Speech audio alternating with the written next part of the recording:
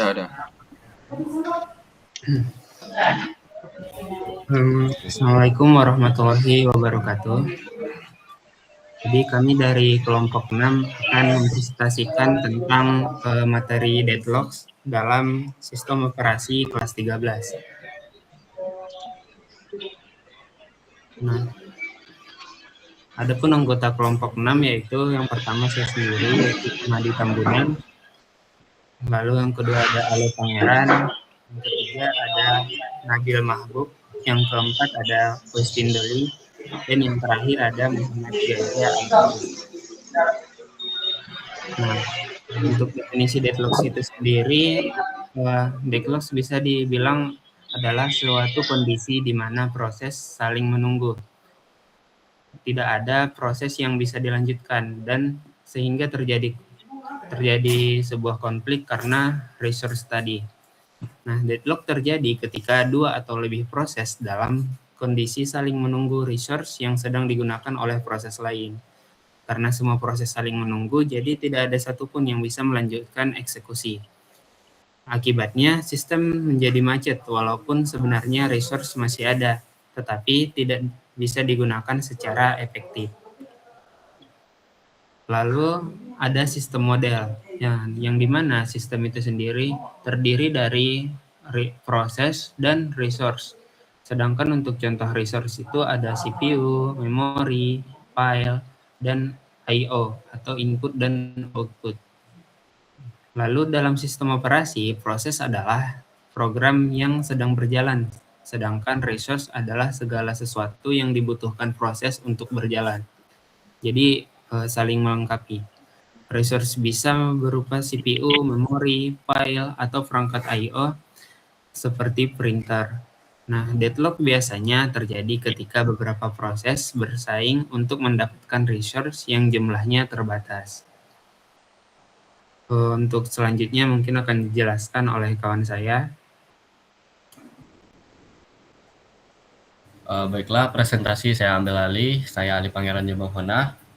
Jadi, cara kerja resource itu, jadi setiap proses mengikuti siklus penggunaan resource, yaitu meminta resource atau request menggunakan resource, dan kemudian melepaskannya atau istilahnya release.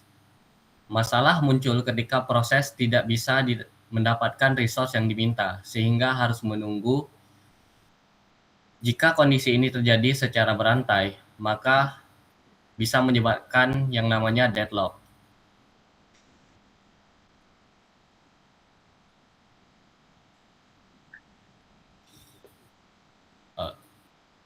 Jadi ada karakterisasi deadlock. Jadi deadlock terjadi jika ada mutual exclusion, hold and wait, no preemption, dan juga circular wait. 4 kondisi ini disebut sebagai syarat terjadinya deadlock. Jika salah satu kondisi tidak terpenuhi, maka deadlock tidak akan bisa terjadi. Jadi banyak metode pencegahan deadlock berfokus pada menghilangkan salah satu dari kondisi yang disebutkan tadi. Kemudian ada mutual exclusion, yaitu request yang hanya bisa digunakan dalam suatu proses. Jadi mutual exclusion berarti resource tidak dapat dibagi secara bersamaan. Contohnya seperti pada printer, yang hanya bisa digunakan oleh satu proses dalam satu waktu aja. Jika resource bisa digunakan bersama, seperti pada saat membaca file, maka kondisi ini tidak bisa menyebabkan deadlock.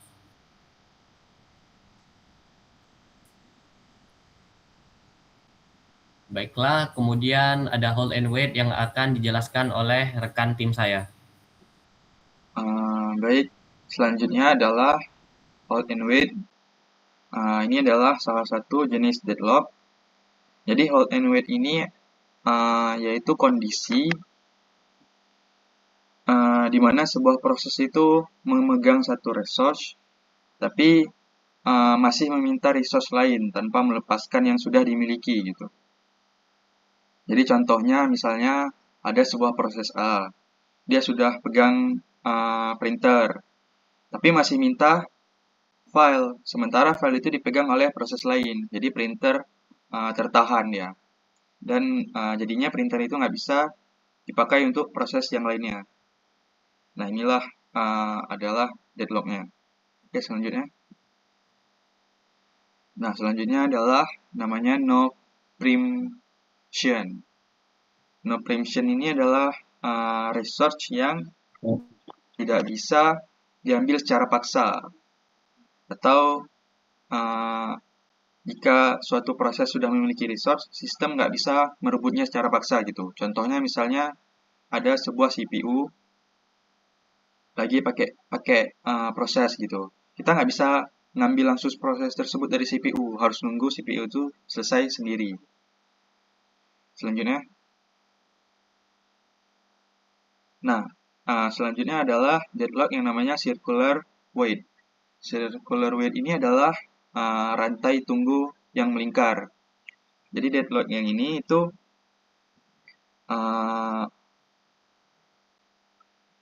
sebuah deadlock yang menciptakan lingkaran. Jadi saling menunggu. Contohnya itu jika ada P1, dia menunggu resource P2. Lalu P2 menunggu resource P3. Dan P3 menunggu resource P1. Jadi dia saling menunggu satu sama lain sehingga nggak ada yang jalan. Nah, ini adalah deadlock circular wait. Baik, selanjutnya akan dilanjutkan oleh teman saya. Oke, selanjutnya ada resource allocation graph. Nah, pertama itu ada node sama dengan process and resource. Kemudian ada edge, request, dan assignment. Resource allocation graph digunakan untuk memodelkan hubungan antara proses dan resource. Jika dalam graph terdapat siklus atau cycle, maka ada kemungkinan deadlock. Jika setiap resource hanya memiliki satu instance, maka adanya siklus pasti menunjukkan deadlock. Selanjutnya ada methods for handling deadlock. Ada beberapa pendekatan untuk menangani deadlock. Sistem bisa mencegah deadlock sejak awal, menghindari kondisi berbahaya, mendeteksi setelah terjadi, atau melakukan pemulihan. Setiap metode memiliki kelebihan dan kekurangan masing-masing. Metodenya itu ada, pertama itu ada prevention, kedua ada avoidance, ketiga detection, dan empat recovery. Selanjutnya ada deadlock prevention, atau menghilangkan salah satu kondisi. Contoh, larang hold and wait. Deadlock prevention dilakukan dengan memastikan salah satu dari 4 kondisi deadlock tidak terjadi. Misalnya, sistem bisa mengharuskan proses meminta semua resource sekaligus. Namun, metode ini sering menyebabkan pengguna resource menjadi tidak efisien. Selanjutnya ada deadlock avoidance, atau menggunakan safe state. Contoh, banker algorithm. Deadlock avoidance memastikan sistem selalu berada dalam kondisi aman, atau safe state. Sistem akan mengevaluasi setiap permintaan resource sebelum mengabulkannya. Jika pemberian resource dapat menyebabkan deadlock di masa depan, maka permintaan tersebut akan ditolak. Selanjutnya akan dijelaskan oleh teman saya. Oke, selanjutnya saya jelaskan detection dan recovery. Detection, sistem mendeteksi deadlock, dan recovery, hentikan proses ambil resource.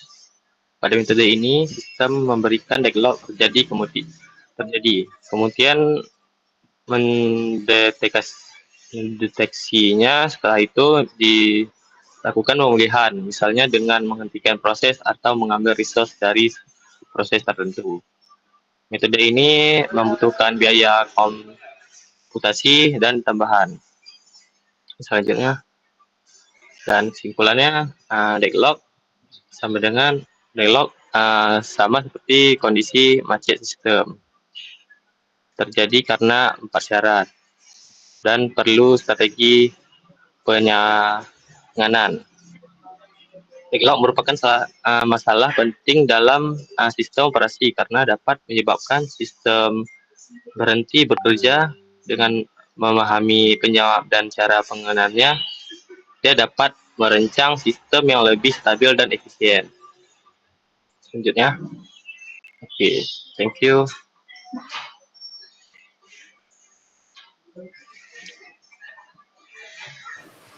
Baik.